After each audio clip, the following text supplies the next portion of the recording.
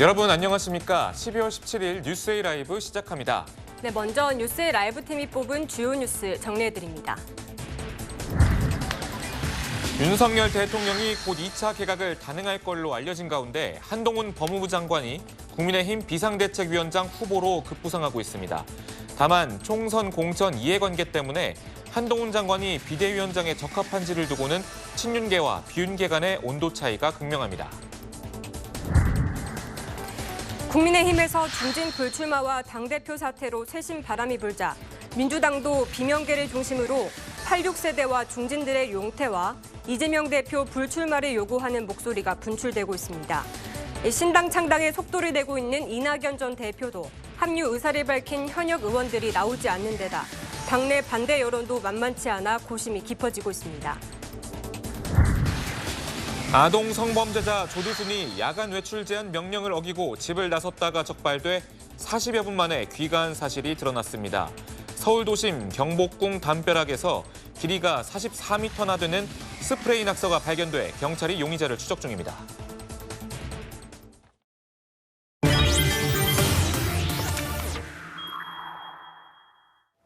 네, 뉴스 분석 함께할 네 분 소개하겠습니다. 서정욱 변호사, 구자홍 동아일보 신동아팀 차장 나오셨습니다. 서영주 민주당 상근 부대변인, 장현주 민주당 법률위원회 부위원장 함께합니다. 어서 오세요. 어서 오세요. 네, 윤석열 대통령이 이르면 곧 2차 개각을 단행할 전망입니다.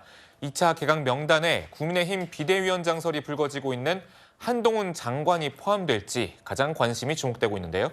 지금 2차 개각에 거론되는 인물들이 지금 나오고 있는 화면을 보고 있습니다. 구정훈 차장님 네. 좀 설명을 해주시죠. 네.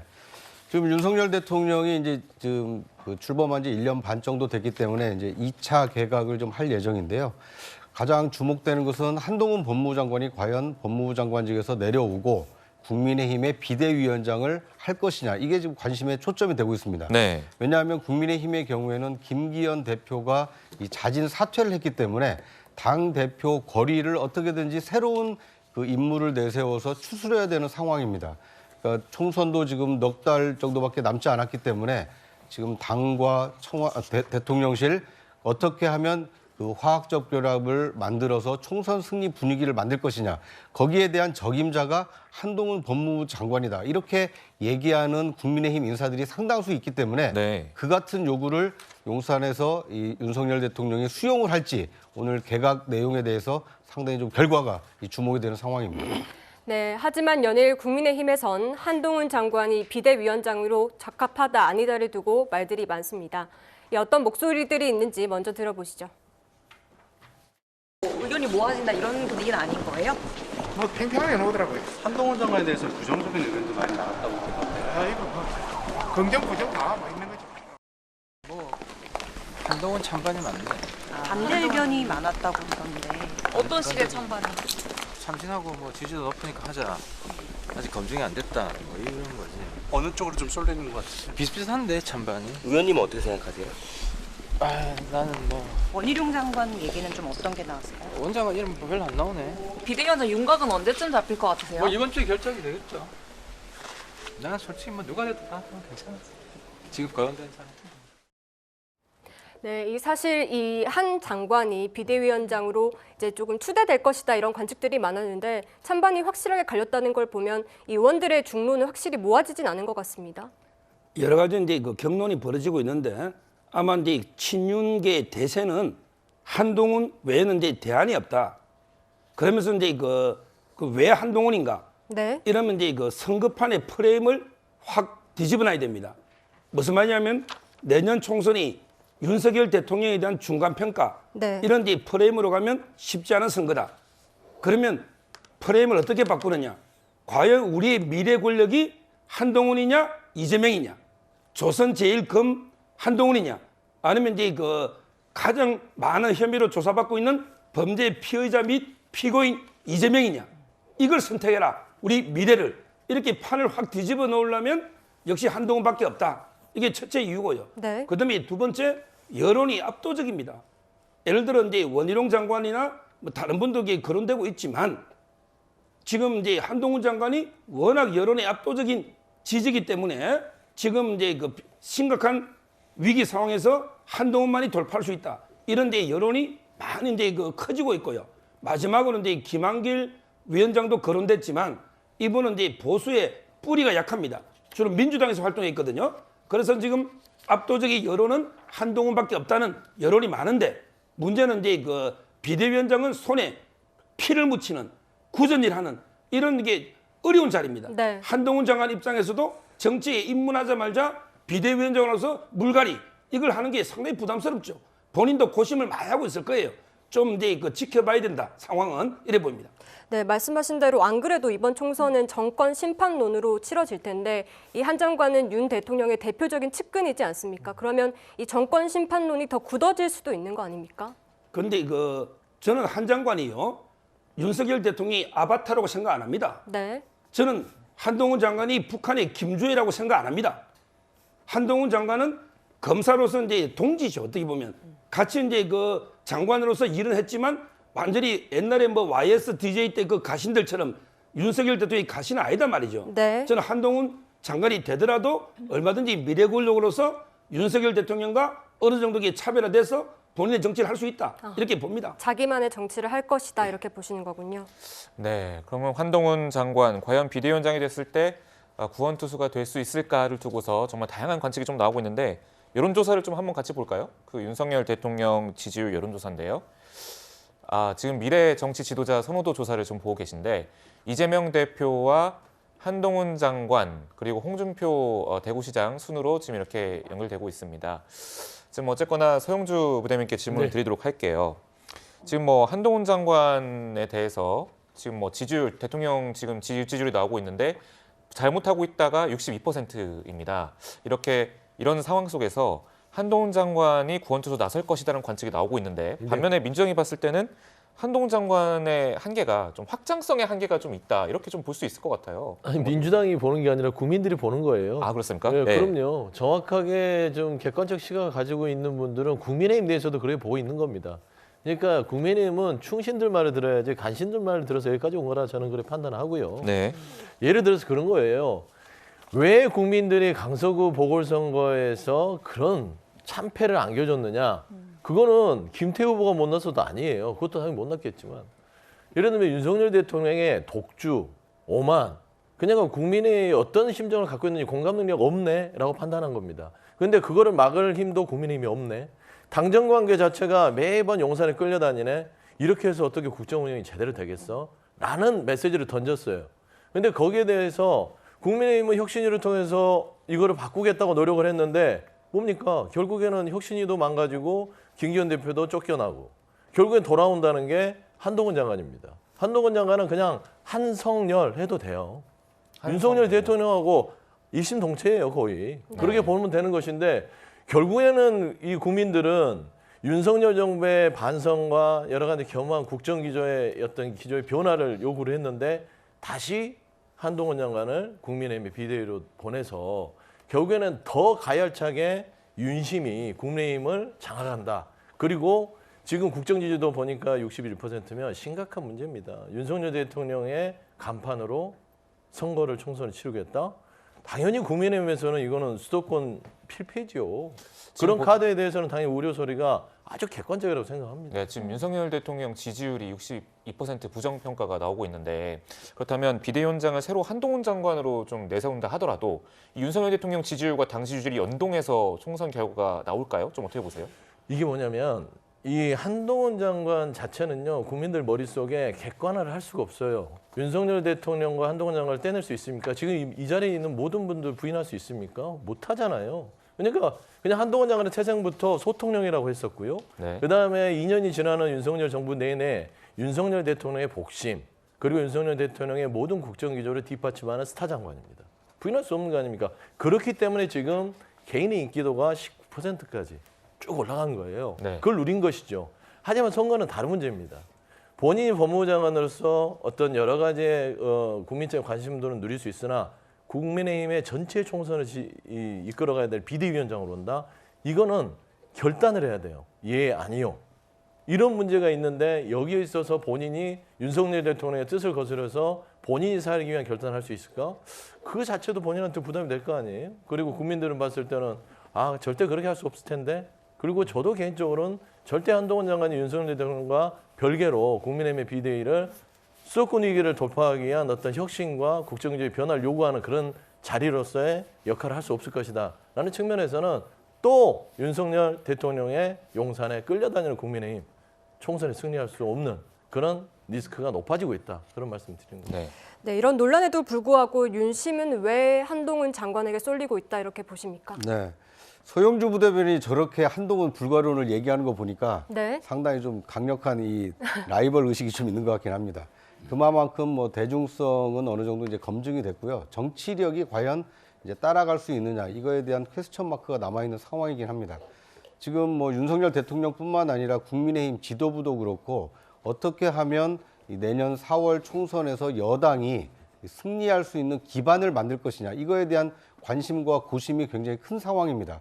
그런데 마침 대중적 인지도와 지지도가 높은 한동훈 장관을 원톱으로 세워서 총선을 지휘한다라면 지금 대통령의 어떤 낮은 지지도를 극복할 수 있지 않을까, 오히려 반전의 계기를 만들 수 있지 않을까 이런 생각을 하는 것 같습니다.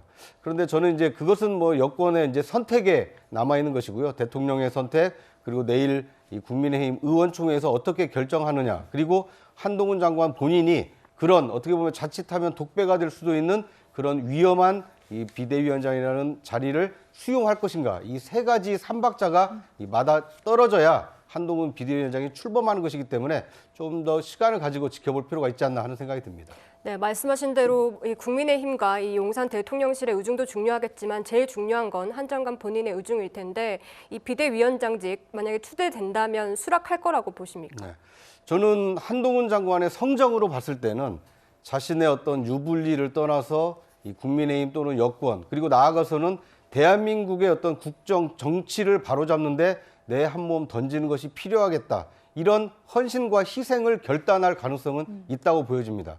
지금 많은 국민들께서는 윤석열 정부를 비판을 하고 계십니다만 지금 또 다른 한 축에서는 대한민국 정치가 실종됐다라는 비판 여론도 굉장히 높습니다. 대한민국의 지금 국회가 여소야대 상황으로 1년 반 동안 오면서 야당이 원하는 입법만 이루어지고 있고 대통령실이나 아니면 여당이 추진하는 입법은 번번이 야당의 반발에 부딪혀서 지금 이 국정이 사실상 마비 상태에 있습니다. 여소야대를 여대야소로 바꿔서 윤석열 정부가 일할 수 있게 해야 되겠다. 이렇게 생각하는 국민도 만만치 않기 때문에 지금 당장 눈에 보이는 것은 대통령의 어떤 뭐 독주 국정 운영 이거에 대한 비판이 눈에 보일지 모르겠지만 국민들이 지금 느끼고 있는 피로감은 2020년 거대 야당에게 민주당에게 180석 가까운 의석을 몰아줬더니 국민의 삶이 나아지기보다는 오히려 야당 중심의 이런 정치 일방 독주가 진행되고 있구나. 이것을 다음 총선에 바로 잡아야 되겠구나. 이런 여론이 만만치 않기 때문에 앞으로 총선을 어떻게 임하느냐에 따라서는 이 결과가 크게 달라질 수 있다고 예상이 됩니다. 근데 이거는 또 이제 국민들한테 너무 이게 왜곡된 얘기를 하시는 것 같아요. 만만치 않다라니요. 그러니까 국정 운영의 책임은 윤석열 정부가 있지 민주당이 하고 있습니까? 정권을 가져간 건 윤석열 정부입니다. 그런 얘기는 제대로 하셔야지요. 입법부가 국정 운영을 할 수가 없어요. 행정부를 견제, 균형하는 역할을 하는 것이죠. 그런데 왜 자꾸 입법부가 의석이 많기 때문에 국정 운영을 못한다는 논리가 성립이 되는지 저는 도저히 이해할 수 없고요. 이해하게 말씀드릴게요. 아니 그러니까 21대 총선에서 민주당에게 얘기만 좀 들어보시죠. 거대 의석을 줬는데 네. 2년 동안 문재인 정부와 그래서 말을 민주당이 끊으시는 건좀 국민을 그러지 위해서 않습니까? 입법을 하지 않고 자신들이 원하는 이른바 검수완박이라든지 그러니까 국민 의사와 동떨어진 입법을 아니, 그거는 일방적으로 부처님 추진하다 생각이시고, 보니 그건 그래서 부처님 대선 생각이시고. 결과가 바뀐 거 아니에요? 네, 그러면 알겠습니다. 국정기조가 만에 하나 네네. 민주당이 그게 독주를 했다고 하면 국정기조가 찬성 61%, 잘못한다고 32%가 되셔야죠. 근데 과연 국민들이 바보입니까? 여기서 그냥 그렇게 주장한다 해서 국민들을 호도하면 안 되는 것이에요. 제가 말씀드리는 것은 민주당이 더러 잘못한 것도 있겠지만 국정을 책임지는 것은 윤석열 정부다라는 것은 명백하게 국민들이 알고 있다라는 것은 말은 바로 하셔야 된다라는 얘기를 하는 것입니다. 알겠습니다. 지금 현재 우리 한동훈 장관과 이 비대위원장 얘기를 하고 있잖아요. 저희가 조금 더 추후에 좀 더 시간이 된다면 그런 관련 논의를 하도록 하고 제가 궁금한 이거예요. 구정차님 말씀을 들었다 보니까 이 아까 장내 대통령감 선호조사 여론조사 봤잖아요. 네. 근데 여권의 최대 대선 주자, 차기 대선 주자가 지금 여론조사 나오는 게 한동훈 장관이란 말이죠. 네. 근데 이 총선이라는 게 성공이 될 수도 있고 그거에 비해서 만족스럽지 못한 결과가 나올 수도 있는데 네. 한동훈 장관에게 비대위원장만 맡기기에는 좀 개인 정치 생명으로서 리스크가 있는 거 아니냐. 여권에서도 그렇고 뭐 총선 출마라든지 뭐 기타 그런 옵션이 있을 수도 있을 것 같은데 뭐 비례로도 출마할 수 있는 그런 가능성이 열려 있다고 보십니까?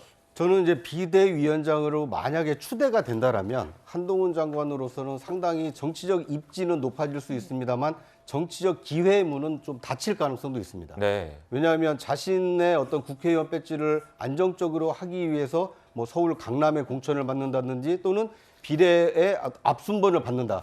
그러면 한동훈 사심론에서 자유롭기가 좀 어렵습니다. 그러니까요. 그러니까 개인의 어떤 정치적 활로를 만들어 나가기는 오히려 어려울 수 있지만 다만 자신이 국회의원 배지를 포기하고 나는 비대위원장으로서 국민의힘을 재편시켜서 총선 승리를 하는데 그 토대를 구축하겠다. 그러니까 나 자신의 정치적 유불리를 벗어나겠다. 이렇게 헌신한다라면 오히려 비대위원장직에 충실할 수 있기 때문에 오히려 저는 한동훈 장관이 그 직을 수행하게 된다면 자신의 정치적 유불리는 떠나야 된다고 생각합니다.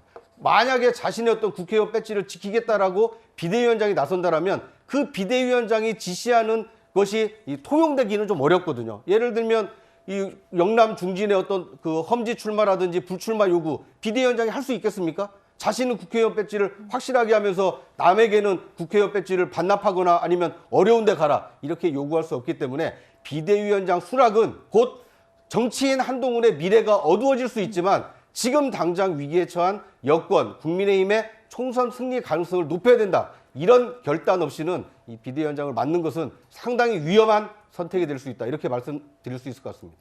네, 이 한동훈 비대위원장설 반대 의견으로 이 정치 경험이 부족하다, 또 윤심이냐, 이 북한의 김주애다 이런 의견들이 나오고 있는데 지금 또 다른 후보들도 있긴 있습니다. 이 원희룡 전 장관 그리고 김한길 국민통합위원회 위원장, 인요한 전 국민의힘 혁신위원장 등이 거론되고 있는데 특히 원 장관은 좀 이 정치 경험이 오래되다 보니까 의원들 사이에서 많이 좀 의견이 쏠리고 있다고 하거든요. 어떻게 보십니까?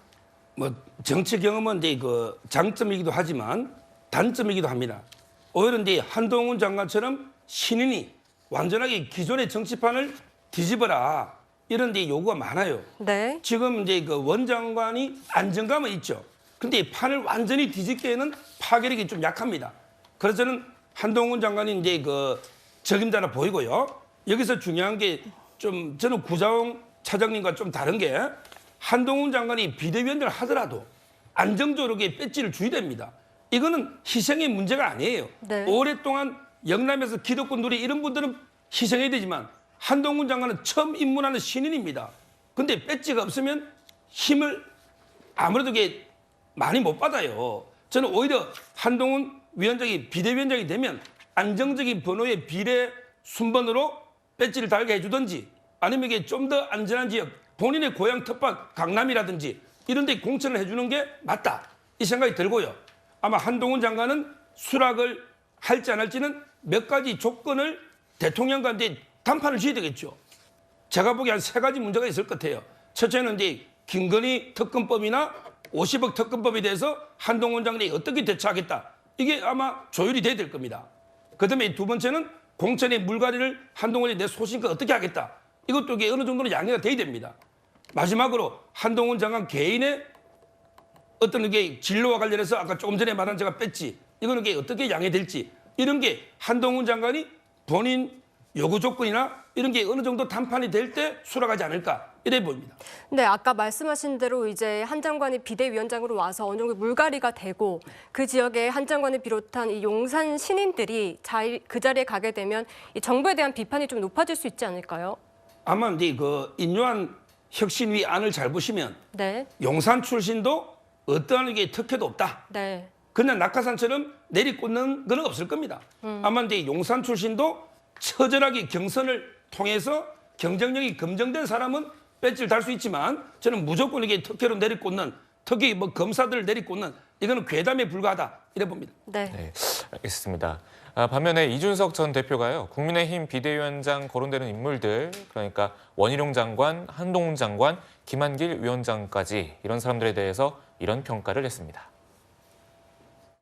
김한길 위원장 되면 왠지 그냥 터질 것 같습니다. 당이. 저는 김한길 위원장이 뭐 전략적으로는 탁월한 식견을 갖춘 그런 원로 정치인지 모르겠으나 보수 정당의 특성을 이해 못하시고 있을 거라 봅니다. 한 장관은 저는 좀 우려가 있을 거라 봅니다. 한동훈 장관이 가서 본인이 개혁성을 드러내기 위해 중진을 쳐내고 이런 역할을 하게 되면요. 굉장히 적을 많이 만들 거고요. 원장은 정치에서 뭐 달고 다른 분이기 때문에 원장관은 이미 정치인들 사이에서 은원 관계가 좀 있습니다. 원장관님은 당에서 이력이 있기 때문에 사람들이 예측 가능한 이런 카드를 볼 텐데 한동훈 장관은 좀 고생할 거고요. 네, 지금 보면은 뭐 김한길 위원장, 원희룡 장관, 한동훈 장관 이렇게 거론이 되고 있는데 장윤주 변호사님, 자, 민주당이 봤을 때 과연 국민의힘 비대위원장이 누가 와야 좀 흥미가 있겠다, 혹은 경쟁력이 높겠다 생각하시는지요? 사실 상대방의 또 비대위원장 자리이기 때문에 말씀드리는 게 뭐 조심스럽기는 한데요. 그렇죠. 사실 지금 한동훈 장관이 거의 사실상 뭐 유력하게 검토되는 것 같다라는 생각은 듭니다. 그런데 한동훈 장관이 왔을 때 민주당 입장에서 좀 보이는 포인트 두 가지가 보이는데요. 네. 일단 정치적 경험이 전무하다는 것, 특히 정당 경험이 없다라는 부분은 사실 비대위원장으로서 직을 제대로 수행할 수 있을지 이런 부분에 대해서는 우려가 큽니다. 네. 어쨌든 비대위원장 자리에 온다라고 한다면 야당 입장에서도 비대위원장이 또 당대표 격이기 때문에 또 하나의 파트너로서 같이 이제 뭐 총선 과정이든 그리고 국정 과정이든 그리고 의회 내에서 여러 과정들을 또 협상해 나가야 되는 파트너일 텐데요. 네. 정당 경험이 너무 전무하고 검사로서의 어떤 경험들만 있기 때문에 과연 의회 정치에 대한 부분 그리고 정당 정치에 대한 부분들이 파트너로서 제대로 갈 수 있는 그런 상황이 될 것인가에 대한 우려가 첫 번째로 있습니다. 뿐만 아니라 비대위가 지금 꾸려진다는 건 집권 여당인 국민의힘 내부가 정말 비상 상황이라는 것일 텐데요. 네. 특히 총선을 한 3, 4개월 놔둔 이 상황에서 각종 이해관계자들의 그 이해관계들을 조율할 수 있는 능력이 비대위원장에게 있어야 될 텐데 한동훈 장관이 과연 또 정무적으로 정략적으로 그런 부분들에 대해서 해낼 수 있을지 분명히 리스크는 존재한다라고 생각이 듭니다. 그리고 또 한 가지는 당정의 어떤 수직적 관계를 개선해야 된다라는 것이 가장 큰 집권 여당의 과제일 텐데요.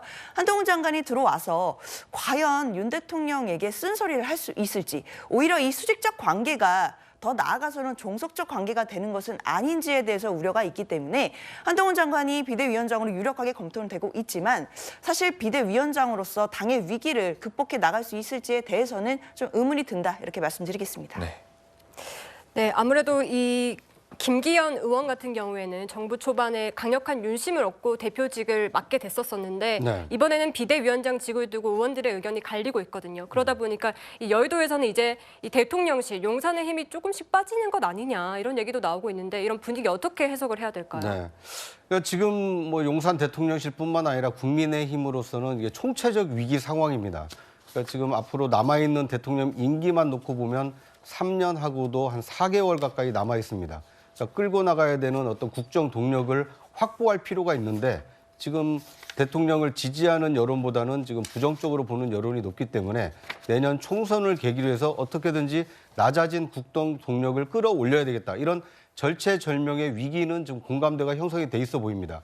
문제는 어떻게 이제 이 위기를 극복할 것이냐 이제 방법론인데 한동훈이라는 파격적인 인물, 국민들로부터 인지도가 높고 지지도가 높은 인물을 파격적으로 발탁해서 새로운 정치의 모습을 보여줄 것이냐 아니면 이미 충분히 정치력이 검증된 원희룡이나 김한길 이런 정치 고수들을 앞세워서 원만하게 이 국정 동력을 회복할 것이냐 이 선택의 문제가 지금 남아있는 것 같습니다. 지금 뭐 서정욱 변호사님 말씀을 들어보면 이 파격적인 선택 가능성이 높아 보이긴 합니다만 파격적인 선택의 경우에는 그 결과가 좋으면 파격적인 선택을 한 사람과 파격적인 일을 한 사람이 다 승자가 될 수 있지만 위험 또한 그 같이 있을 수가 있습니다. 선택한 사람과 파격적인 일을 한 사람 모두 다 정치적인 어떤 이 내상을 입을 수 있기 때문에 이 파격에 대해서는 아마 신중한 이 접근이 필요해 보이고요.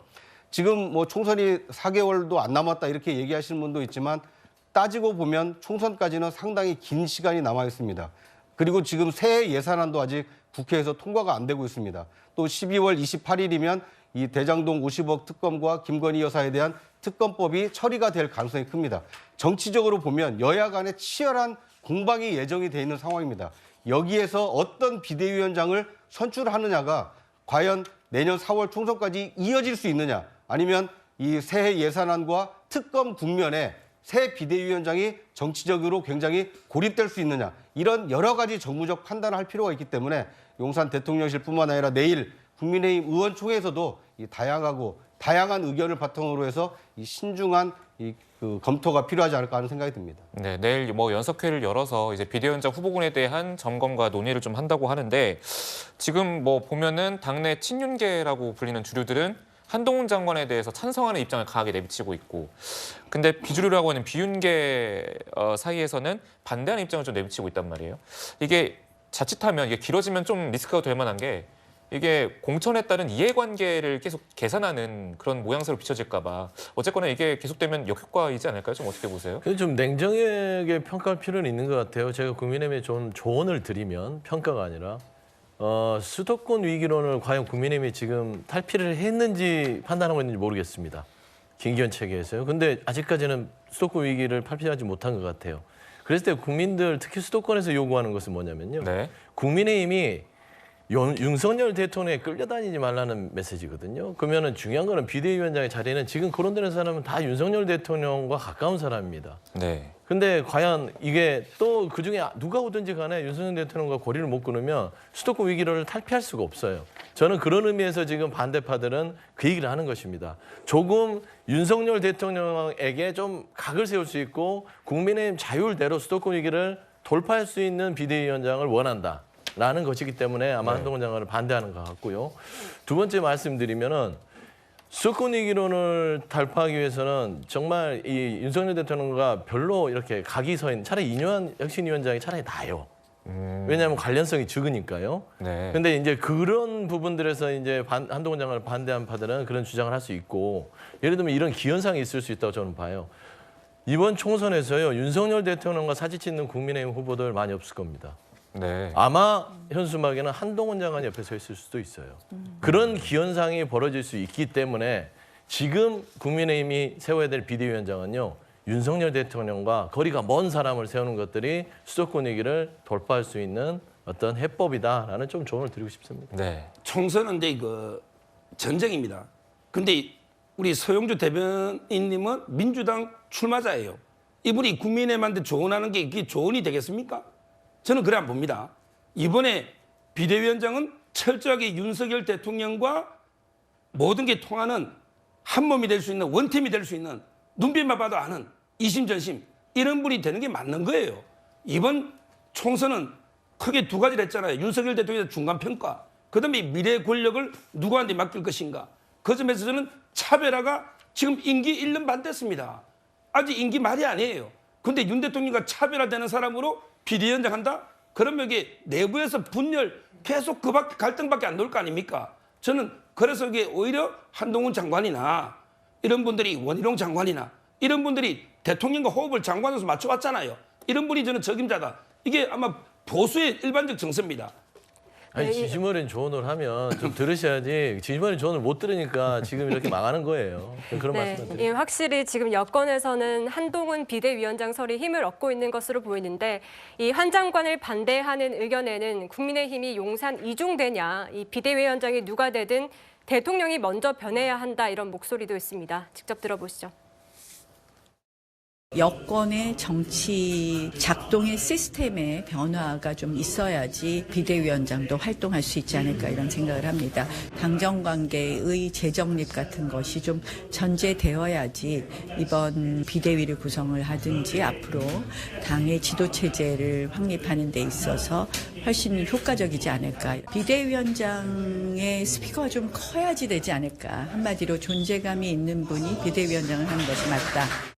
저는 공천 학살의 서막이라고 생각을 좀 했고, 김한길 위원장하고 가깝다고 하는 이뇨한 위원장이 오셔도 마찬가지라고 생각을 했고요. 국민들 보시기에 문제의 핵심은 대통령의 변화인데, 여기에 찐윤 중에 찐윤이 오면은 국민들께서 얼마나 황당해 하실까. 애초에 한동훈 장관 카드는 이준석 신당 견제용 아니었나라는 생각을 했고요.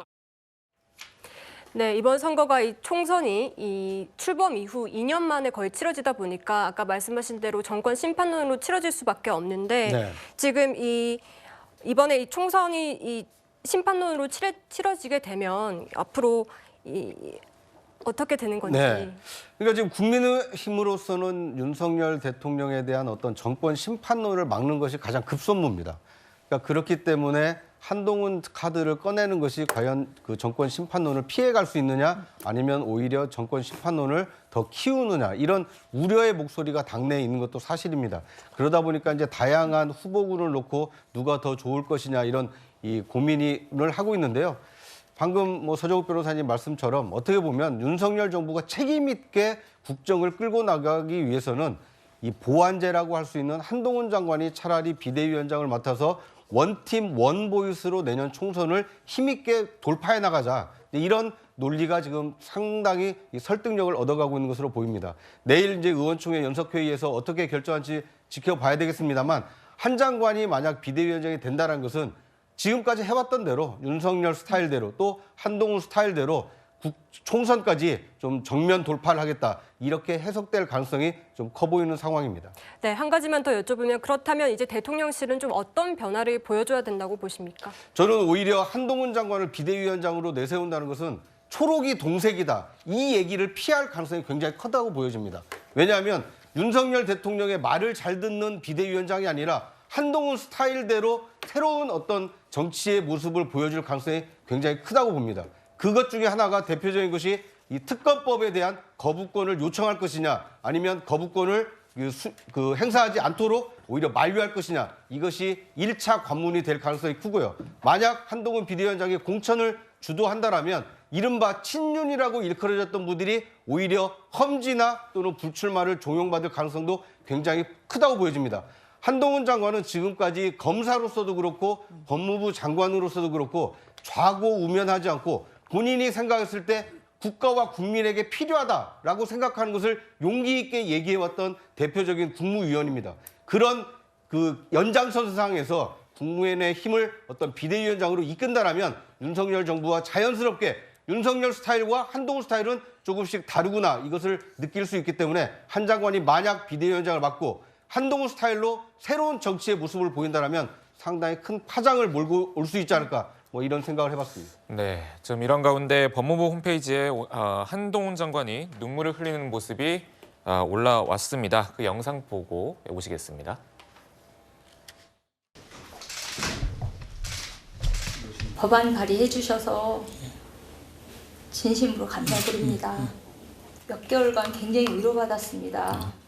그 안경 너머로 보이는 눈과 우리 전기가 쓴 안경 너머로 보이는 눈이 저랑 비슷합니다. 너무 얘가 참 올바른 애였었거든요. 제가 그 글을 봤어요. 한 장관님이 이걸 받아주신 게 아닌가. 전 장관님 울지 않을 거예요. 지금까지 많이 우셨으니까요. 저희가 잘하겠습니다. 네, 지금까지 이런 행보를 보인 한동훈 장관도 봤는데 뭐 정치적 행보다 이런 관측이 좀 나오고 있습니다. 네, 여권 관련 소식은 여기까지 하도록 하고요. 다음에 민주당 소식 짚어보도록 하겠습니다.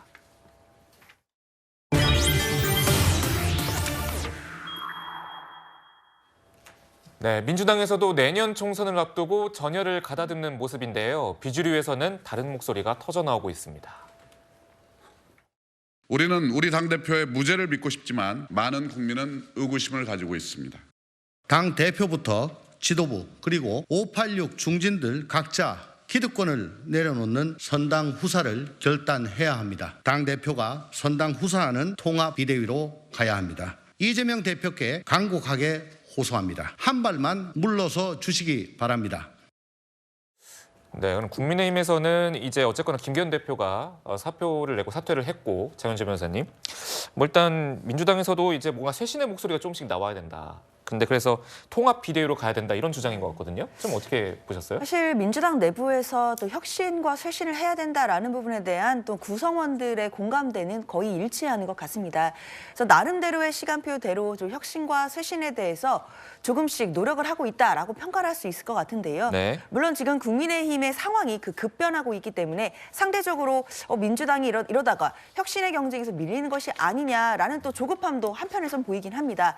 그러나 이럴 때일수록 조급하게 갈 것이 아니라 차분하게 어떻게 당원들과 국민들께 또 혁신과 쇄신의 모습을 보여드릴지를 고민해야 될 단계라고 생각이 드는데요. 그렇기 때문에 이제 소위 비명계라고 할 수 있는 의원들의 좀 갑작스러운 통합 비대위 요구는 저는 좀 너무 조급하게 나온 것이 아닌가라는 생각이 들어서 아쉬움이 남습니다. 일단 국민의힘 상황과 민주당의 상황은 조금 다른데요. 일단 이재명 대표 같은 경우에는 작년 전당대회에서 77%라는 압도적인 득표율로 당선이 된 그런 당대표인 것이고, 그리고 지난번 있었던 강서구청장 보궐선거에서도 17% 차이로 민주당은 승리를 했습니다. 그렇다면 그런 승리를 이끈 당대표에게 지금 내려오라, 그리고 통합 비대위로 가자라고 요구하는 것이 또 한편에서 봤을 때는 지도부를 흔드는 것이 아니냐라는 또 우려가 분명히 될 수 있는 지점이 있거든요. 그렇다면 결국 총선을 앞두고 야당이 단합해서 또 현재의 정부를 견제하는 이런 야당으로서의 건강한 역할을 할 수 있는 부분, 이런 부분들을 국민들께 보여드리는 장면에서는 지금 당장 지도부에게 물러나라 이런 요구보다는 당 내에서 어떻게 혁신하고 쇄신을 할 수 있을지 이런 부분부터 차분하게 공감대를 모아가는 것, 이게 먼저가 아닌가라는 생각이 듭니다. 네, 이재명 대표의 선택적 침묵 또한 이 통합의 리더십에 위기가 온 것 아니냐 이런 지적이 나옵니다. 직접 들어보시죠. 원칙과 상식에서 대표님 포함해서 지도부 이선 후퇴 요구했는데 입장이 어떠세요? 지금 의원총회 가시는 길일까요? 아니요, 다른 일정이 있어요. 왜 안 가시는 이유가 있을까요? 선거제 문제는 우리 의원님들의 의견뿐만이 아니라 우리 다양한 우리 국민 여러분들의 의견을 듣고 있는 중입니다.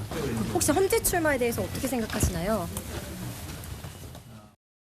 네, 보셨겠지만 이 사퇴 목소리에 있는 침묵하면서 웃는 모습만 보이고 있는데 사실상 거절의 의미라고 봐야 될까요? 거절도 아니고 아닌 것도 아니고 지금 현재는 뭐 고심의 시간 같습니다. 네. 근데 저는 제가 봐서는 이게 뭐 사퇴 요구가 지금 시점에 맞냐라는 것은 아닌 것 같아요. 주장을 뒷받침하는 논거의 어떤 강한 추동력으로 사퇴 요구를 쓸 수는 있으나 사퇴 요구가 명분을 얻으려면 당내 많은 의원들이 거기에 동조해야 될 거 아닙니까? 근데 그런 게 없어요.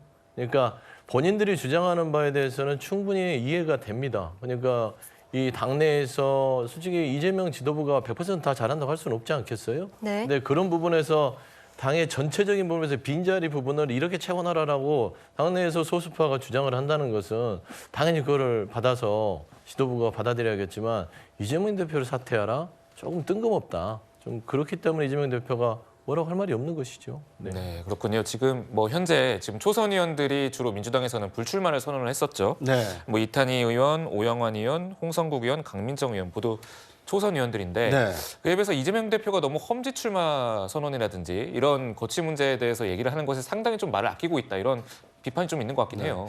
오히려 불출마 선언한 초선 의원들은 참 이 앞으로 장래가 촉망되는 정치적으로 양질의 정치인이다 이런 평가를 받고 있는 분들이었는데 좀 안타깝다는 생각이 들고요. 개인적으로요. 네. 네. 저는 지금 국민의힘과 민주당을 보면 국민의힘의 경우에는 윤석열 대통령 당선 이후에 건강을 과신하다가 이 강서구청장 참패로 이 지금 뭐 강서구청장이라는 예방주사를 맞고 지금 몸살을 앓고 있는 게 아닌가.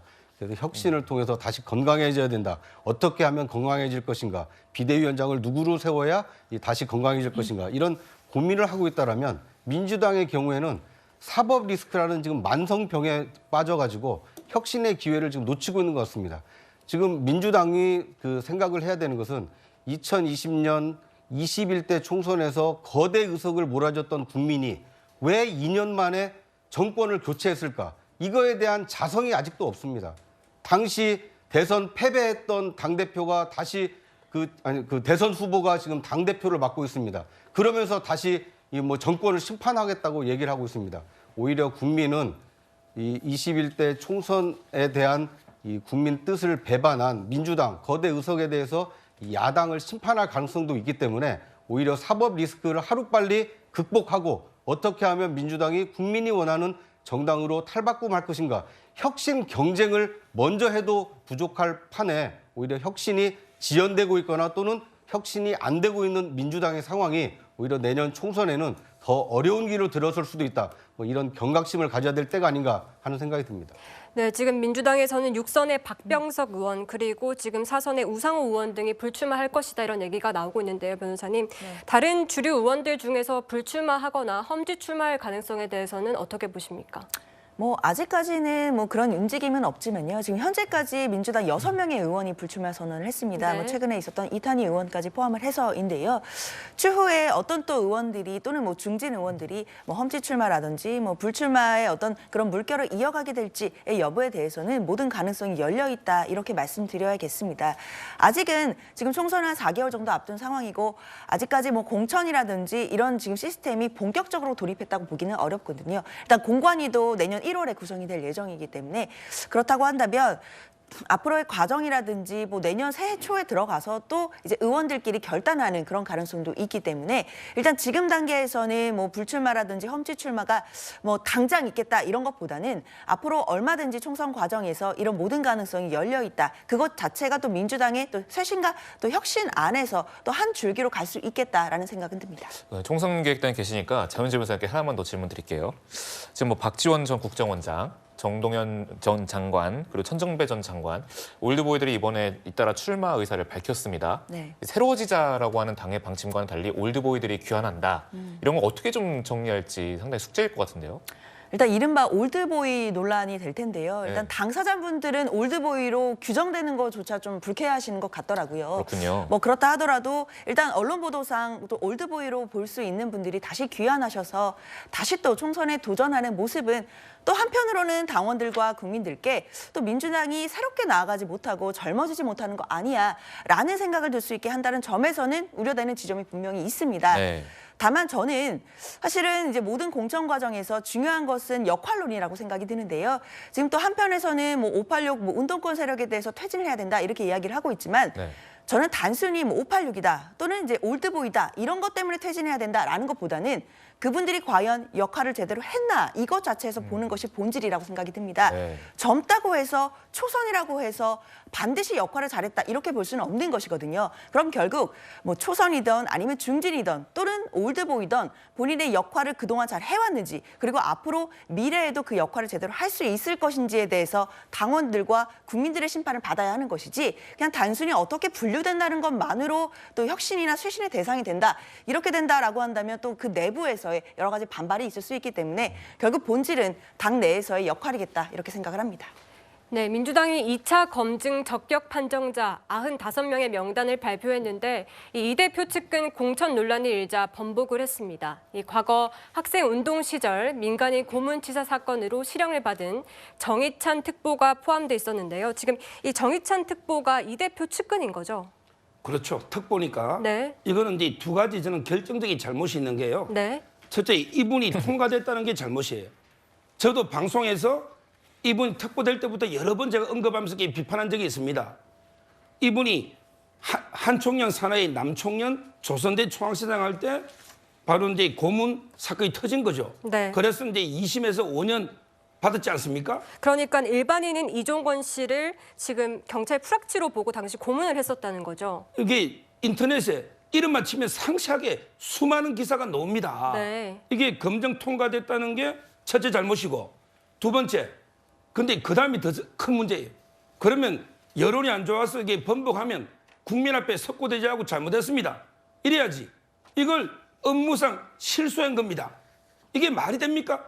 저처럼 보수 인사도 이게 다 당회 인사도 알고 있는 이 유명한 사건을 실수를 했다? 그럼 이게 모든 검증단 다 그만둬야죠. 사표내야죠. 이것도 못 걸러내면 검증이 왜 합니까? 저는 이게 문제고요. 이거는 결국 민주당의 뿌리 깊은 운동권의 잘못된 인식이 있어요. 대표적인 게 유시민 노무현 재단 이사장 했던 이분도 서울대 프락치 사건에 연루돼서 1심에 1년 6개월 받아서 그때 항소유서 놓았잖아요.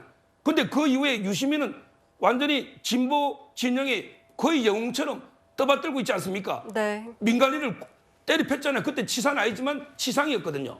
저는 이게 이재명 대표가 특보할 때부터 아니 민주운동 하다 보면 뭐 민간인 하나 때려주기도 되지. 이게 안이하게 생각하니까 특보로 임명하고 그다음에 공천 검증까지 통과된 게 아닌가. 정말 민주당은 지금이라도 이게 실수를 할 게 아니고 그 완전히 잘못을 인정하고 국민 앞에 사과해야 된다고 봅니다. 네, 그렇군요. 뭐 서영주 부대님께 좀 질문을 드려야 될 것 같은데 이게 보면 이 일이 그 전에도 이제 언론에서 통해서도 한번 이런 이력이 있다라고 좀 언급이 된 적이 있었고 네. 그 검증 과정이 좀 더 신중해야 되고 여론에 좀 영향을 미치니까요. 그런 부분에서는 약간 좀만 더 신중을 기했어야 되는 문제가 아니냐라는 비판도 계속 나오는 것 같아요. 네. 좀 어떻게 좀 보시는지요? 그러니까 이제 뭐 이게 조금 정의찬 그 후보 같은 경우는 예를 들면은 그런 사실이 존재했으나 사면을 받은 사면이요? 사면을 받았어요. 그러다 보니까 그 이력에 대해서의 적격 기준이 조금 애매한 부분들이 있었습니다. 사면을 네. 받았는데 사면을 종용할 것인가 아니면 그 부분이 부적격 사유로서 존재하기 때문에 시스템상에 올려서 할 것인가 라는 것들인데 그런 판단들이 내부에서 좀 섬세하게 했으면 좋겠지만 또 부족한 부분들에 있어서는 아주 그 다시 되돌려서 다시 이제 번복한 부분이 있어요. 근데 이게 좀 오해하고 있는 게 있습니다. 이거 공천 심사가 아니에요. 신체 검사입니다. 네. 자격 심사예요. 그러니까 뭐 대단하게 이거를 여기서 통과를 시켜주면 공천을 주는 것처럼 얘기하는데 그냥 신체 검사 나쁘지 않다. 그러니까 예비 후보 등록할 수 있는 자격을 주겠다는 거기 때문에 지금 서정욱 변호사님 뭐 이거 갖고 석고대죄를 합니까? 예를 들어 뭐 부산 엑스포 가서 나흘 전에 기업인들 데리고 술 먹은 대통령 아무 얘기도 안 하는데 따지고 보면 그런 거예요. 그냥 당의 시스템이 미비한 거는 계산하면 되는 문제지 이걸 가지고 무슨 뭐 이런 인사를 이렇게 뭐 적격했다 부적격했다 하느냐 이거는 시스템상 미비한 판단 이런 실수 이건 당내에서 계산하면 될 문제지 공천 주는 거 아닙니다. 그렇기 때문에 오해를 하시면 안 되고 이런 부분들이 반복되지 않도록 당 시스템을 좀 정비하면 될 문제다. 저는 그렇게 말씀드리겠습니다. 알겠습니다. 이 민주당 내에서는 이 대표가 공천 후 이선 후퇴 가능성이 거론되고 있습니다. 하지만 비주류에서는 이 공천이 끝나고 후회한들 무슨 소용이냐 이런 얘기도 나오는데 구정철 사장님 그러니까 만약에 선거에 패배할 경우에는 그 책임을 이른바 바지 사장에게 떠넘기려는 것 아니냐 이렇게까지 주장을 하고 있는데 이런 해석에 대해서 어떻게 보십니까? 네. 이재명 대표가 언제 물러나느냐 그 시점이 굉장히 중요할 것 같습니다. 실질적으로 공천권을 행사를 한 뒤에 물러난다라면 지금 이 비명계가 비판하듯이 바지 사장을 내세워서 총선 결과에 대한 책임을 회피하기 위한 사퇴 아니냐 이런 논란에서 자유롭기가 어려울 것 같습니다. 그게 아니라 전권을 주는 총선 공천권을 그 후임자에게 주는 사퇴라면 이재명 대표가 민주당 전체의 어떤 총선 승리를 위해서 헌신했다 이런 평가가 가능할 것 같습니다. 이재명 대표가 어떤 선택을 할지 좀 지켜볼 필요가 있어 보입니다. 네, 그렇군요. 알겠습니다. 그 민주당 인사죠. 이낙연 전 대표가 이제 신당 창당을 공식화했습니다. 이제 그 이야기를 좀 해볼 텐데요. 일각에서는 새해 1월 15일이라는 구체적인 날짜도 나왔지만 이 전 대표가 일단 아니라고 선을 그었는데요. 장은조 변호사님, 1월 15일이라는 시점까지 나왔다가 일단 부인을 했습니다. 좀 개인적으로 어느 정도의 신당 창당이 좀 완성이 될 거로 보이시는지요? 사실은 물론 이낙연 전 대표가 지금 일단 공식적으로 신당에 관한 언급을 하셨기 때문에 당내에서도 이 부분에 대해서 많은 파장들이 있는 건 사실입니다. 그러나 좀 대부분 분위기가 이낙연 전 대표께서 이 뜻을 좀 거두어 주시기를 좀 바라는 그런 우려적인 목소리들이 많은 것 같은데요. 네. 그만큼 내년 총선이 굉장히 중요하고 야당으로서도 이 총선에서 이겨야 지금 현재 윤석열 정부를 견제할 수 있다라는 부분에 대해서 많은 공감대가 있기 때문입니다.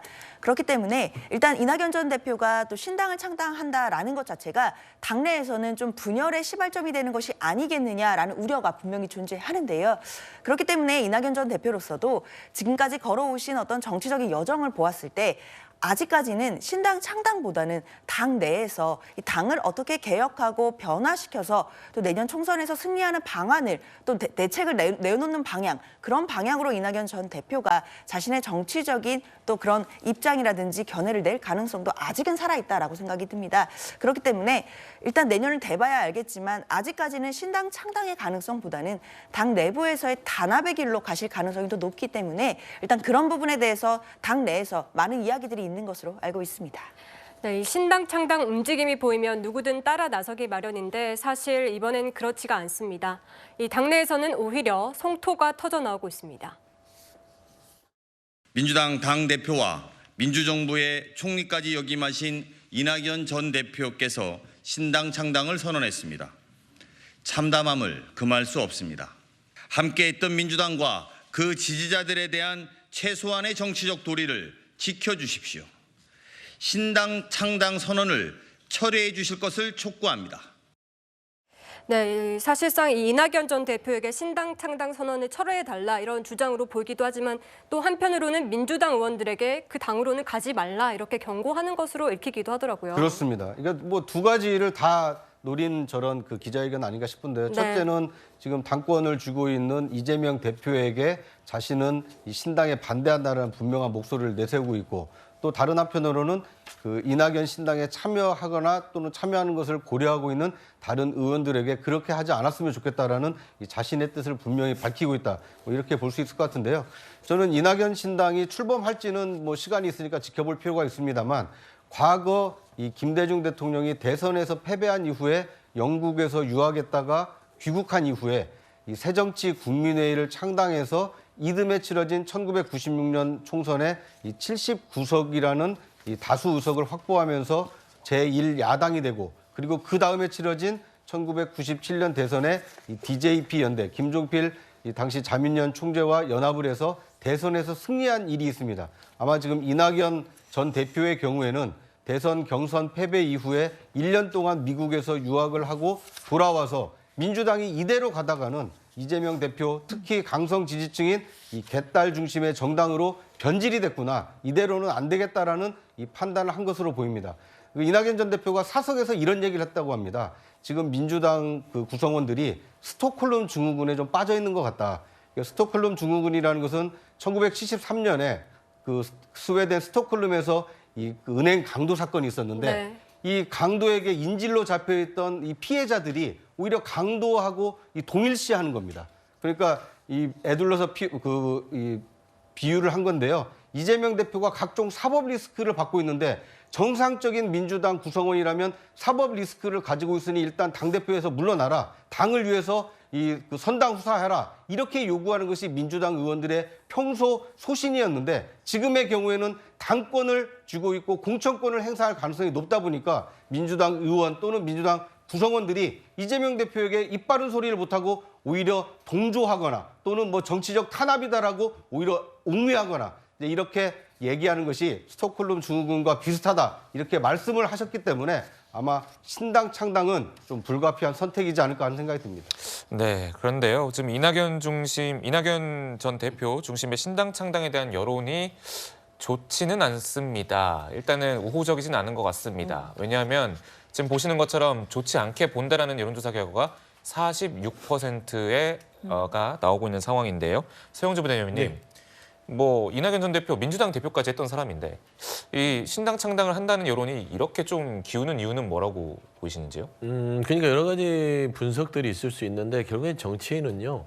신당을 창당하건 어떻든 간에 명분입니다. 명분이요? 명분을 얻지 않으면 그 본인의 정치 행위가 이루어질 수 없고 이루어진다 하더라도 역사의 뒤안길로 사라지는 것이죠. 네. 그러니까 막 신당 창당을 억지로 밀어붙여서 창당할 수 있겠지만 명분이 없으면 누가 따라가죠? 아무도 따라가지 않습니다. 혼자 그냥 막 외치다가 광야로 사라지는 것이에요. 그래서 저는 이낙연 전 대표님한테 늘 그랬습니다. 처음에 시작했을 때 민주당이 쓴소리를 했던 것들은 민주당이 정말로 이 제대로 서야 윤석열 정부의 이런 무능하고 독선적인 국정 운영을 막아서 이 대한민국의 이 위기를 언제까지 지켜봐야 되느냐 이런 얘기를 초도에 얘기를 하셨어요. 근데 점점점 얘기하는 것들이 그런 윤석열 정부의 이 무도한 국정 운영을 막겠다는 것보다는 민주당이 이재명 대표에 대한 공격이 심해지면서 신당까지 간단 말입니다. 그럼 누가 보더라도 처음에는 아 정말 이 대한민국을 걱정해서 신당을 창당이라도 하겠다고 하면서 배수진을 치고 민주당의 변화를 요구하는구나 라고 진정성을 얘기했는데 이제 와서 생각해 보면 아 이거 이낙연 전 대표의 개인적인 욕심 아니야라는 오해가 생기는 거예요.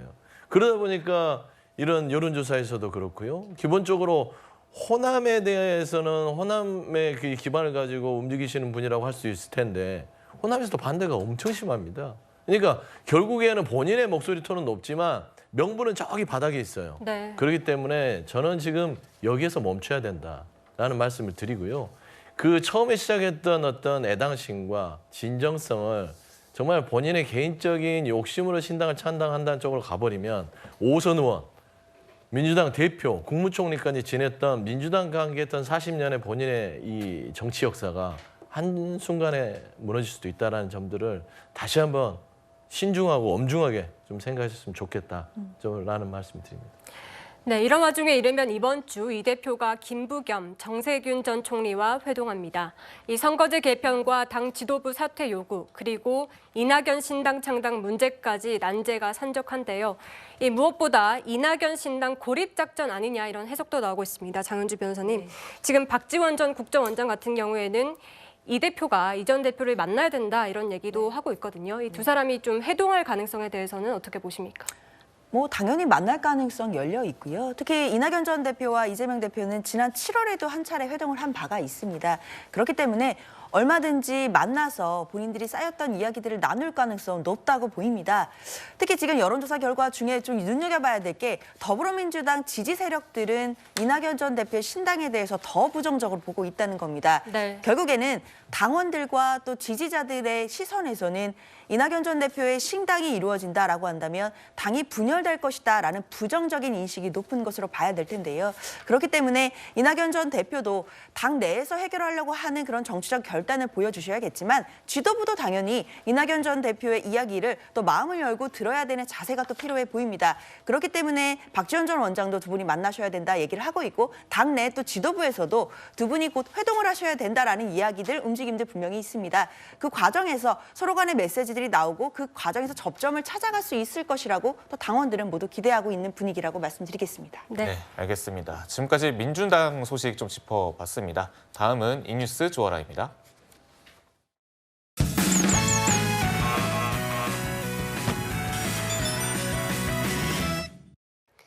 이뉴스 조아라입니다.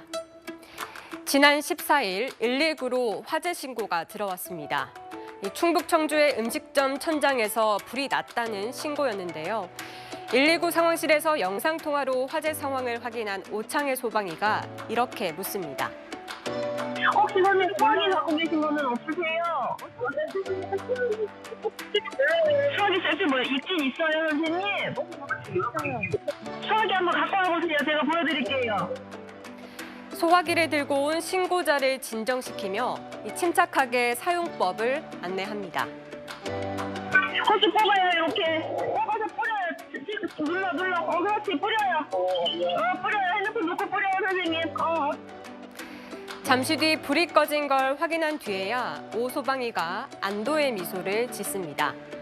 식당 주변엔 상점들이 밀집해 있어 자칫 큰 불로 번질 수 있었는데 이 영상통화로 소화기 사용법을 안내해 2분 만에 조기 진화에 성공한 겁니다.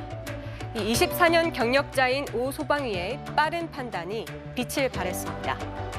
판단을 제가 이제 잘못 내렸으면 신고자분께서 대피 못하고 그 인명피해가 발생할 수도 있었는데 일단은 그 화재의 화세라든지 그 현장 상황을 봤을 때 요거는 소화기만 있으면 초기 진화 정말 가능할 것 같다라는 확신이 들었었어요. 지난 7일 강원도 춘천에서는 휴무 중인 소방관이 같은 배드민턴 동호회 회원을 구조한 일도 있었는데요. 이 장영훈 소방이는 지인이 과호흡 증세를 보이며 쓰러지자 바로 심폐소생술을 하고 이 달리는 구급차에서 심장 충격기를 사용해 살려냈습니다. 위기가 깊을수록 더욱 침착한 소방관들의 준비된 대응 덕분에 오늘도 시민의 일상은 더 안전해졌습니다. 지금까지 이뉴스 조아라입니다.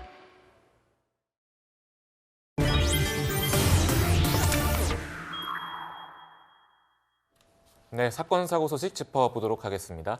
아동 성범죄자 조두순이 최근 야간 외출 제한 명령을 어기고 집을 나섰다가 적발되는 일이 발생했다고 합니다. 구자영 차장님, 네. 사건 좀 설명해 주시죠.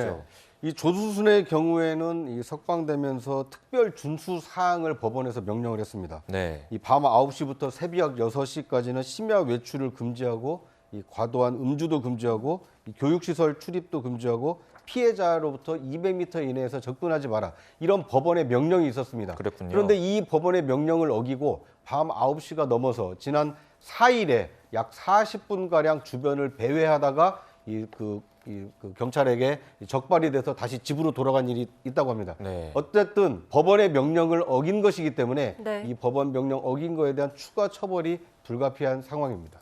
네, 서정욱 변호사님, 지금 이 심야 외출 금지 조항을 어긴 셈인데 그렇다면 어떤 처벌을 좀 받게 되는 겁니까?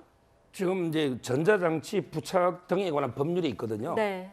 여기서 이제 그 여러 가지 제한을 어겼을 때 이제 기술을 해서 하면 이제 형량은 3년 이하, 그다음에 1,000만 원 이하의 벌금 돼 있거든요. 네. 근데 실무적으로 옛날에 제가 맡은 사건도요. 발찌를 떼고 이게 도망간 경우도 있고요. 네. 근데 너무 형량이 낮아요. 어느 정도 나왔었나요? 보통 이게 벌금 뭐 200, 300, 뭐 벌금 좀 노는 네. 위반했을 때 이거는 저는 상당히 문제가 있다 봅니다. 솜방망이 처벌이다 이런. 그렇죠. 징역형 3년 이하가 있잖아요. 네. 이럴 때는 이게 위험할 때는 좀 엄벌을 해야만 준수를 할 텐데 준수 안 하는 경우가 너무 실무적으로 이게 흔하다. 조금 네. 이게 처벌이 저는 좀 강화될 필요가 있다. 이렇게 보고 있습니다. 네. 뭐 조두순 본인 노력이 좀 중요하지만 그 밀착 감시를 해야 되는 입장에서도 좀 철저한 감시가 필요해 보입니다. 정은재 변호사님. 그렇죠. 일단 7년 동안 이 명령은 유지가 됩니다. 전자발찌를 이제 부착하고 있는 기간이 7년이기 때문인데요. 이 법원이 내린 4가지 명령들, 그러니까 뭐 4가지 이상이긴 하지만 뭐 심야 외출 금지라든지 여러 가지 음주가 금지되는 부분, 이런 명령들은 지키고 말고 선택할 수 있는 부분이 아닙니다. 그렇죠. 당연히 지켜야 되는 것이고요. 특히 이제 음주가 전면 금지된 건 아니고 이제 과도한 음주가 금지돼 있기 때문에 결국 어느 정도의 술은 마실 수는 있는데요. 뭐 거의 한 소주 한두 잔 정도가 가능한 정도입니다. 그런데 그 부분을 집안에서 만약에 술을 마신다라고 한다면 이런 부분을 어떻게 관리할지, 뭐 이런 부분들은 처음부터 얘기가 계속 나왔던 부분인데요. 아무래도 그러다 보니까 뭐 조두순이 스스로 조심하는 것도 당연히 중요하지만 결국에는 더 철저한 감시와 그리고 이번처럼 야간에 심야의 외출 제한 금지를 어기고 나왔을 때 과연 어떻게 또 대처를 해야 될지에 대해서 철저한 후속 조치가 좀 더 필요해 보입니다. 네, 변호사님, 그런데 이 조두순이 한동안 또 귀가를 거부했다고 하거든요. 이런 경우에 강제로 연행할 수는 없는 겁니까? 일단 40분 정도였다라고 알려져 있고요. 네. 본인이 뭐 이제 아내와 싸우고 뭐 나왔다라고 이야기는 하고 있지만 일단 지금 불구속 상태에서 기소가 된 상황이고 이와 관련해서도 또 재판 과정에서도 도대체 왜 나오게 되는지에 대해서는 좀 더 또 철저한 검증이 필요해 보입니다. 네. 단순히 본인이 뭐 기분 전환을 위해 나왔다라고 하지만 그 40분이라는 뭐 짧다면 짧은 시간일 수 있지만 그 기간 동안 또 동네에 계시는 주민들은 굉장히 공포에 떨었을 수 있는 긴 시간이거든요. 그렇기 때문에 아까 서 변호사님 말씀 주신 것처럼 이 부분에 대해서 기소가 되었지만 과연 처벌이 얼마나 강하게 나올지에 대해서는 조금 회의적인 부분이 있기 때문에 이런 일 자체가 재발하지 않도록 어떻게 관리를 할지에 대해서 좀 더 대책을 쌓여야 되는 것이 아닌가라는 생각이 듭니다. 네, 이 소식을 들었을 때 주민들도 좀 불안했겠지만 그래서 정부가 아동 성범죄자나 재범 위험이 높은 성범죄자는 출소 후 거주지를 제한하는 법안을 추진하고 있습니다. 이른바 한국형 제시카법이라고 하는데요. 먼저 듣고 이야기 나누겠습니다. 고위험 약탈적 성범죄자들이 실질적으로 거주가 가능한 지역이 부족해져서 상당수가 노숙자로 전락하게 됨으로써 오히려 해당 지역의 성범죄 재방 위험성이 증가한 면이 있다는 분석이 있었습니다. 네, 그렇군요. 이제 법무부가 그러니까 한국형 제시카법, 고위험 성범죄자 거주지 제한에 대한 법안을 입법 예고를 했는데 이게 정부가 아예 거주 지역을 정하는 건가요? 지금 이제 거주지 제한 법제는 외국에도 많은데 미국은 이제 유치원이나 학교가 있으면 어느 거리 범위 내에서 거주하지 마라 이렇게 가능한데 우리나라는 이게 워낙 국토가 좁고 인구 밀도가 높잖아요. 네. 그래서 이제 그렇게 하기는 어려우니까 광역별로 이제 그 거주지를 제한하자 이런 이제 법을 추진하고 있는데 저는 이게 맞다 봐요. 우리 헌법에 거주 이전의 자유가 있죠. 그렇지만 헌법 37조에서 국가의 안전보장이나 질서 유지, 그다음에 공공의 복리상 필요가 있으면 얼마든지 기본권도 제한이 가능한 겁니다. 거주 이전의 자유도 저는 아마 법무부에서 총력적으로 설득을 여러 군데 의견 수렴하고 있기 때문에 앞으로 이게 좀 필요하다. 진짜 흉악범들, 진짜 격리대들 이런 분은 제한적으로 이게 어차피 또 판사가 결정하거든요. 검사가 청구하면. 따라서 이제 남용이 우리도 없기 때문에 필요하다 봅니다. 네, 지금 이 조두순 씨를 감시하기 위해서 방범 초소도 설치하고 CCTV도 설치하고 또 인력도 배치하고 있다 보니까 지금 한 10억 정도가 여기에 들어갔다고 해요. 그러다 보니 혈세 논란도 일고 있는데 만약에 이 제시카법이 시행되면 이런 혈세 논란도 좀 줄어들 수 있는 겁니까? 그렇죠. 통합해서 이제 그 감시가 가능하기 때문에 네. 지금 이제 한 명 감시하는데 비용이 예를 들면 도저히 몇백 명, 몇천 명이면 얼마입니까? 그것도 이제 저는 하나의 이유로서 제시카법이 도입될 이런 이유로 봅니다. 네. 네, 알겠습니다. 저 하나만 좀 서영주 부대변인 네. 질문 드리면 어쨌거나 뭐 특정 지역에 성범죄자 집단 수용 시설을 만든다는 거잖아요. 이 주민 반대를 좀 해결하는 게 좀 숙제일 것 같아요. 이게 어렵지요. 이게 이제 조금 더 사회적으로 숙성을 한 다음에 던졌어야 되는데 제가 봐서는 이런 사건이 나오면은 한동훈 장관 스타일이요. 그냥 뭔가 툭툭 던져서 이슈에 들어가려고 하는 거예요. 제가 봐서는 뭐 소각장, 장례식장 하나 만드는 것들도 지금 주민들 반대해서 그것도 한 걸음도 못 나가는데 대한민국에 이런 조수동 같은 이런 흉악한 성범죄자를 거기에 모아넣어서 한 대 모아놓는다? 주민들 그거를 용납하겠어요? 그건 네. 소각장 이상인 거잖아요. 그래서 네. 이거는 충분히 사회적인 합의가 필요한 문제인데 강제로 밀어붙인 문제는 아니다. 좀 더 좀 합의적인 부분들, 그다음에 논의를 좀 필요한 시간을 가져라. 좀 그런 말씀. 그런데 논의할 시간이 지금 없고 이제 결정할 시간 아닙니까? 조두순 한 사람 막는데 지금 10억이 드는데 앞으로 이런 고위험 성범죄자가 더 나왔을 때 이 사람들을 어떻게 효율적으로 관리할 것이냐, 이거에 대한 지금 선택을 해야 될 시간 아닌가요? 그러니까 잘 보시면 자꾸 비용 얘기를 하는데 그럴 돈 있으면 다른 거 예산 아끼고요. 그리고 주민들의 어떤 안전을 위해서 10억, 20억 더 쓰는 건 나쁜 거 아니에요. 그리고 조두순에 대해서는 솔직히 처음부터 형량이 12년 됐던 것부터 국민적 여론이 그렇고요. 성범죄, 특히 아동에 대한 이런 성범죄 한 사람은 아주 엄벌에 쳐야 됩니다. 차라리 그런 식으로 형량을 높여야지 12년 했고 꺼내놓고 나서 사회적 병이 많이 드니까 전체 성범죄를 한 군데다 모아놓고 한다? 저는 그 문제는 지금 구장훈 차장님이나 여기서 결론을 내는 문제가 아니라 많은 전문가들이 토론을 통해서 해야지.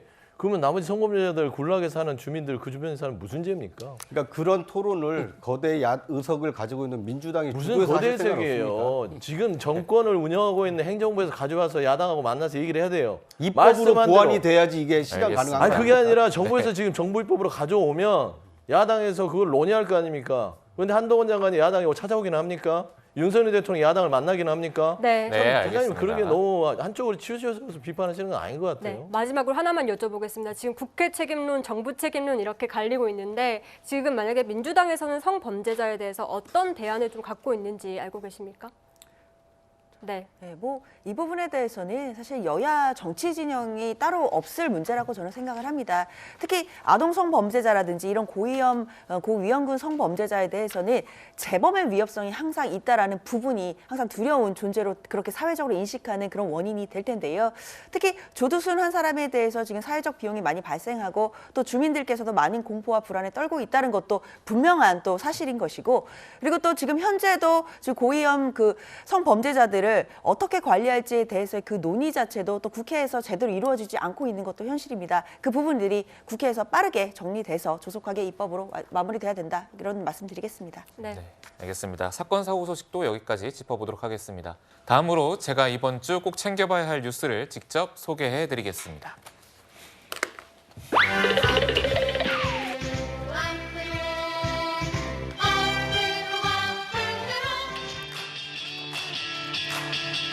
네, 제가 주요 뉴스를 미해보는 시간 앞으로 뉴스입니다. 월요일엔 전당대회 돈봉투 사건과 관련해 송영길 전 더불어민주당 대표가 구속심사를 받습니다. 구속심사는 이재명 민주당 대표의 영장심사를 맡았던 유창훈 판사가 맡을 걸로 알려진 가운데 검찰 출석 때는 진술을 거부한 송 전 대표가 법정에선 자신의 혐의에 대해 어떻게 소명할지 관심이 모아집니다. 내일부터 윤석열 정부 2기 내각 청문회가 줄줄이 열립니다. 농림축산식품부를 시작으로 화요일엔 기재부와 해수부, 수요일엔 국토부, 목요일엔 중기부와 보훈부 등입니다. 야당이 인사참사라며 송곳 검증을 예고한 만큼 여야의 공방이 치열할 전망입니다. 금요일엔 전두환 전 대통령의 손자 전우원 씨의 마약류관리법 위반 혐의 재판 1심 선고가 열립니다.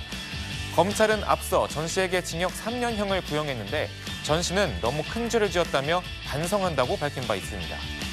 같은 날 전 펜싱 국가대표 남현희 씨의 재혼 상대로 알려졌던 전천조 씨의 첫 재판이 열립니다.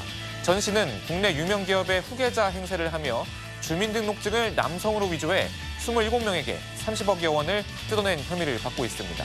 지금까지 앞으로 뉴스였습니다. 저희는 60초 뒤에 다시 돌아오겠습니다. 오늘 충청권과 호남권을 중심으로 많은 눈이 내릴 전망입니다. 네, 매서운 추위에 내린 눈이 얼어붙어 빙판길 예상되는 만큼 운전 주의하셔야겠습니다. 저희가 준비한 소식은 여기까지입니다. 일요일엔 뉴스A 라이브입니다. 네, 시청해주셔서 감사합니다.